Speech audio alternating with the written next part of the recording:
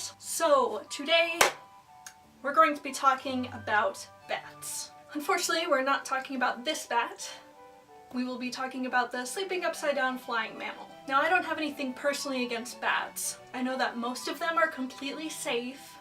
Vampire bats don't live anywhere near me. Even if they did, they mostly feed off of cattle, and I'm pretty sure I'm not a cow or a horse or a sheep goat thing. I do wish that they'd eat some more of the mosquitoes that are in our area, because I've seen you guys in the air. I know you guys are there. Do your job better.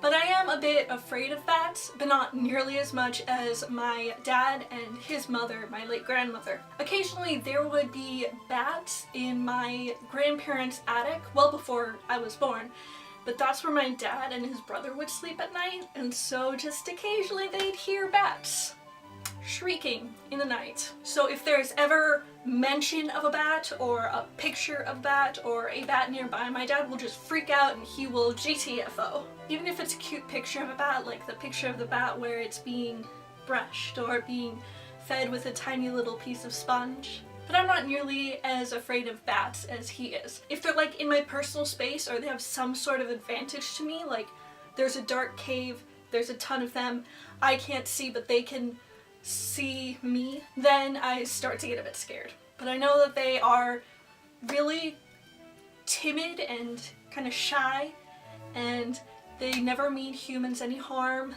and they are great for the environment, and normally they just stay out of the way, and you're very unlikely to get rabies from bats. There was my mom's friend who got a very rare disease by visiting this like infamous cave that has both dangerous snakes and semi-dangerous bats. If I can find any information about that, I'll post it somewhere in the here. But this story isn't about bats in the wild. Picture this. Omaha, Nebraska, the Henry Doorly Zoo. It's the biggest zoo in Nebraska. It has a ton of different like habitats set up. So there's this big dome that's the desert habitat that has like a ton of different lizards and snakes, obviously behind glass, and then there are roadrunners and a lot of cacti and all of that sort of stuff. There's the rainforest habitat where it's very humid and there are a lot of trees, and that's where you'll see like the gorillas and certain birds and monkeys. There's the Arctic habitat where it's a little bit cooler, but it's mostly the cool stuff behind glass. It has polar bears, it has penguins, it has puffins. It's really big and it's really awesome. I have been there twice. Once when there was a family reunion in Nebraska. That was like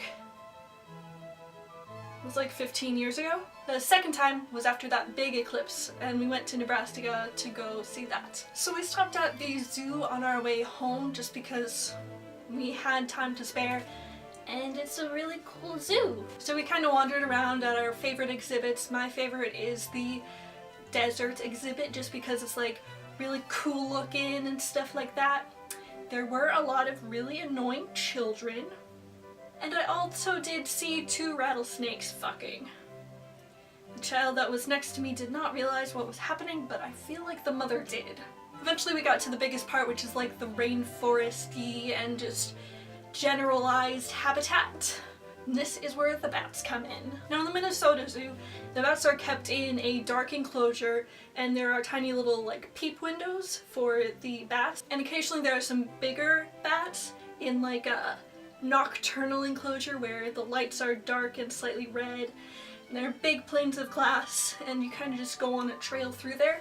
It's also where they have like pythons and certain types of cat felines that are nocturnal. And despite there just being a tiny little peephole where there are some places for bats to sleep if they want to, my dad is really afraid of that area, and so we'll quickly get past there. But the Henry Doorly Zoo is different. When you're going on the main path, the bats are behind like a screen. They're behind just like some metal wiring. So they're able to hold on there, and their enclosure is very bright because just a lot of natural light is coming through the main area just past there. And that's terrifying by itself, where the bats can see you and you can see the bats and you could reach through and tussle the bats and stuff, and I don't like it.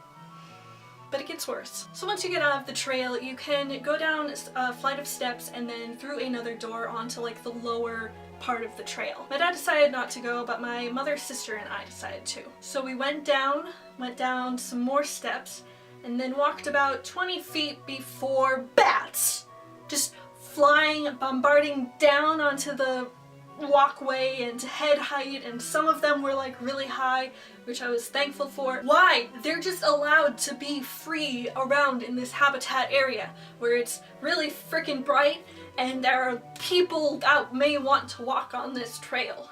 Like, this isn't an employees only area. This is part of the zoo. Mr. Henry and Mr. Dorley, I have a complaint about your zoo. It's all of this! Why is it very bright in the bat enclosure? Is that good for them? Also, why do I have to go through a kamikaze wave of bats to be able to get to the secret-y part of the zoo? Which I think is probably just getting closer to the animals, but I wouldn't know because I've never been past there. Of course, I could run through it like some people do, but I'm afraid of either stepping on a bat or having a bat just bump into my face. Like, yes, they can use echolocation, but that doesn't mean they might not hit me on accident or on purpose. I do not like things hitting me in this area. I was once dive bombed by a house sparrow, and it either thought that my hair was like nesting material or I was too close to its nest. It was in the late spring. But I don't like my face being covered. I don't like things that could be near here. I don't like it when I could potentially step on things like butterflies. I've started getting afraid of butterflies because I don't want them to like land anywhere and me not notice, and it's just... You can call me a pussy all you want, I just don't want things flying into my face. So, we stayed there for a little bit, looking to see if there was any way for us to get past. There wasn't. So we turned around and went back up the stairs and told my father he was right not to go down there. Then we left. I probably will never know what is behind that bat barricade unless I like get some armor and like bravery, charge forward, fake sword. But until then, this has been a warning for anyone going to the Henry Dorley Zoo. So this was my bat story. I hope you enjoyed it. If you did, or if you didn't, please give it a thumbs up. You should also subscribe. We're almost at 100 subscribers. After 4 years of this channel and 5 years of doing YouTube altogether. I guess that's all I've got for you guys today. I'll see you guys next time.